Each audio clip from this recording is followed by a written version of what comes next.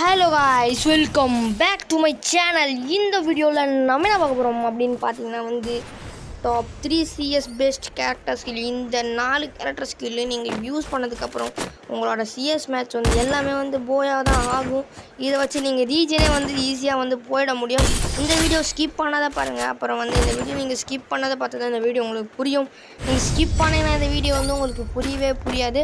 அதனால் இந்த வீடியோ முடிஞ்ச அளவுக்கு ஸ்கிப் பண்ணாமல் பாருங்கள். இப்போ நான் கேரக்டர் ஸ்கில் சொல்கிறேன். இப்போ பார்த்துங்க, மொதல் இடத்துல தீவா கேரக்டர் வச்சுருங்க. மொதல் ஸ்லாட்டில் தீவா கேரக்டர். இந்த கேரக்டர் ஸ்கில் வச்சதுக்கப்புறம் நீங்கள் 1 செகண்ட் 2 செகண்ட்லேயே உங்கள் டீம்மேட்டை ரிவைவ் பண்ணிடலாம்.